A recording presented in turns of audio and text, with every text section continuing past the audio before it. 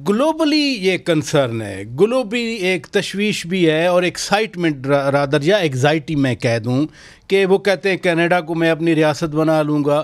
1812 کی جنگ مجھے یاد ہے، کینیڈین نے جیتی تھی، امریکہ پھر بڑی پاور بنا۔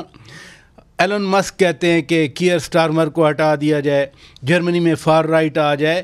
دنیا کس نظر سے دیکھے ڈونلڈ ٹرمپ کی نئی مدت صدارت کو؟ راجہ صاحب تھینک یو سو مچ۔ ایک تو آپ نے مجھے مدعو کیا، گو کہ میں ٹیلی ویژن اسکرین سے کافی عرصے سے اس سے میں دور تھا۔ یہ ایک بہت ہی ایک اہم میں سمجھتا ہوں ڈیولپمنٹ ہے امریکہ میں کے لیے بھی اور پوری دنیا کے لیے بھی۔ آپ نے صحیح فرمایا کہ جس قسم کے بیانات آتے رہے ہیں امریکہ کی طرف سے پچھلے کافی دنوں سے، میں سمجھتا ہوں کہ 2-3 مہینے سے، اور خاص طور پہ ان بیانات میں جو تیزی آئی وہ پچھلے 2-3 ہفتے میں آئی، جس کی بیانات آپ نے نشاندہی کر دی ہے ان بیانات کی، کینیڈا کے بارے میں، پاناما کنال کے بارے میں، پھر گرین لینڈ کے حوالے سے، پھر وہ جو گلف آف میکسیکو کے بارے میں، نیٹو کے بارے میں بھی ان کی طرف سے ایک اسٹیٹمنٹ آئی ہے۔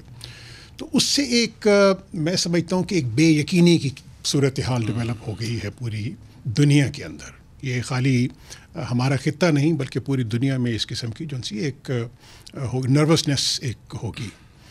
اس کا کیا اثرات ہوں گے؟ سب سے پہلے تو جس طریقے سے میں یورپ کی بات کروں گا، یورپ کی بات اس لیے کروں گا کہ یورپ اور امریکہ کا ایک بہت ہی ایک خصوصی رشتہ ہے، پارٹنرشپ، بڑی کلوز پارٹنرشپ، وہ جو ایک ٹرانس اٹلانٹک ریلیشن جس کو کہتے ہیں کہ نیٹو کے ساتھ جڑے ہوئے ہیں۔ ہم دونوں کو مغرب کہتے ہیں، یورپ کو بھی امریکہ کو بھی، مغرب ہمارے نزدیک ایک ہی ہے۔ بالکل صحیح کہا کہ ان کی، اور ایک عالمی طور پہ ایک تاثر بھی یہی ہے کہ دونوں ایک ہی پالیسیز، لیکن نروسنیس یورپ میں بھی بہت زیادہ ڈیولپ ہو گئی ہے۔ کس وجہ سے ہوئی ہے؟ ایک تو وہ جو گرین لینڈ کا جن سے آپ نے بات کی، اس کی حوالے سے جو اسٹیٹمنٹ آئی ہے، پھر اپنا جو آپ نے بتایا کہ برطانیہ کے بارے میں، جرمنی کے بارے میں جو اسٹیٹمنٹ فار رائٹ وہ کہتے ہیں، فار رائٹ جو سی ہے، وہ ایلن مسک نے جو سی ہے انہوں نے جو اسٹیٹمنٹ دی، ان کے ایڈوائزرس نے، تو اس سے کافی ایک سمجھتا ہوں کہ ایک انسرٹینٹی ڈیولپ ہوگی ہے کینیڈا کے ساتھ۔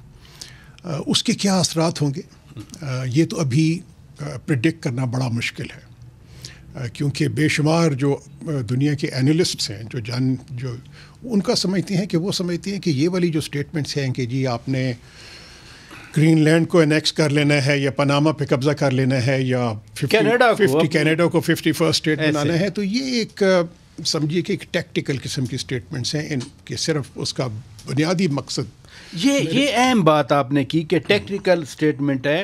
آبجیکٹو کیا ہے پھر؟ کیا حاصل کیا کرنا چاہ رہے ہیں ٹرمپ؟ اس کا ظاہری طور پہ یہ ہے کہ آپ زیادہ سے زیادہ کنسیشنز ڈرائیو کر سکیں ان ملکوں سے۔ اب یہ دیکھیے کہ کینیڈا کے ساتھ ان کے ایشوز ہیں، اور مینلی جو ایشو ہے وہ ٹریڈ ریلیٹڈ ایشو ہے، اور دیر از اے ان کے درمیان وہ جو ایک کہتے ہیں نا بیلنس آف ٹریڈ، وہ بھی کینیڈا کی فیور میں ہے۔